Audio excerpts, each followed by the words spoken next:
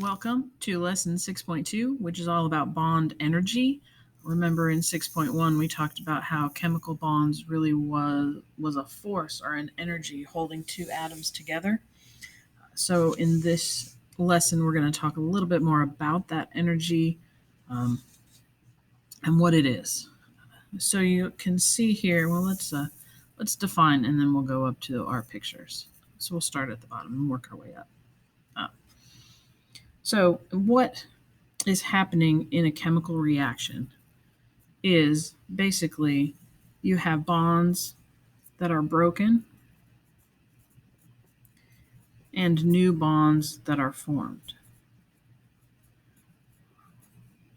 Chemical reactions, and we'll talk about this more later, are a whole lot like baking a cake or working on a recipe, right? You have some things, you mix them together, and you get some different things at the end, right?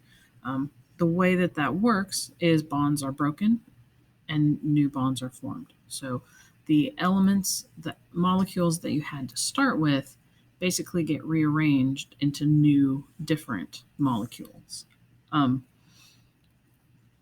So when these bonds are broken, energy has to be added to the system in what is called an endothermic process. I don't know if I can write this in here. Endothermic, which just means that energy has to be added. This energy change is positive because energy is being added, right? So we get that's a positive energy to add it in. Then, as new bonds are formed, that energy is released. That's called an exothermic process. So energy is released in an exothermic process, and we get the energy change is negative. So there's a negative sign. So we're losing energy. We're letting it go, getting rid of it, as opposed to adding it in. We can estimate the total energy change during a reaction, which is called enthalpy. So the energy change. Basically, all we do is adding together all of the energy changes that happen, right? Energy to break the bonds in the reactants and form new bonds in the products. So basically, we can estimate the total energy of the whole system, the whole process, just by adding up all the specific energies. And you can see here this chart has some bond energies. When you have two hydrogens, which we talked about in the last section, two oxygens, that's that bond energy. Carbon and nitrogen, carbon and chlorine. You see a bunch of different in this chart right here. So now let's go up to kind of an example of what we were talking about right here. Remember our chemical reaction, we start with reactants. Those are the initial ingredients that we have, basically. At this point, all those bonds are broken. So we're left with a bunch of individual atoms. And then the second step is new bonds are put together and we have products. Count is ready. Or our when we form our products at the end. So that's the steps of a reaction. Bonds are broken, which takes energy. Then you have the individual atoms. They get rearranged and new bonds form, and you can see energy is released at that point. So in this picture, we have chlorine, Cl2. Two atoms of chlorine bonded together. We have two atoms of hydrogen bonded together. What happens is you add energy into that system.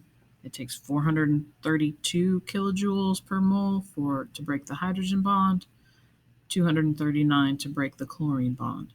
So you add in that energy, whether it's heat, most often is what it is, or some sort of other energy that you can add in there. I will venture to bet it's almost always heat.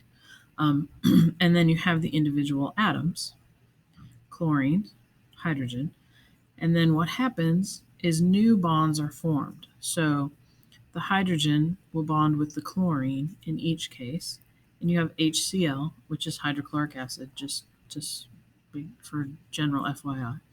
And some energy is released when those bonds are put together. Because there are two of them, it's 2 times 427, which is 854.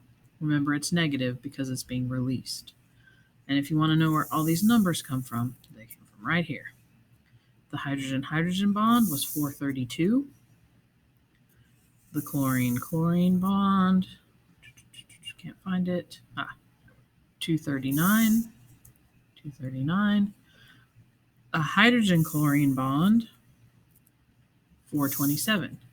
But see, there's two of them, so 427 times 2 is 854.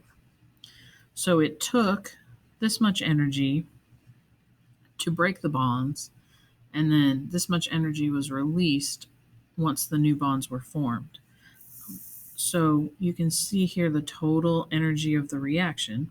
That's the chlorine bond, plus the hydrogen bond, plus those two hydrochloric acid bonds, which remember they're negative because it's released. And we get a total energy of negative 183 kilojoules per mole. So more energy was released than it took to break those bonds, which is why these bonds form in the first place, because it's less energy to have them together like that than it is to have them together like this. Lower energy here than here.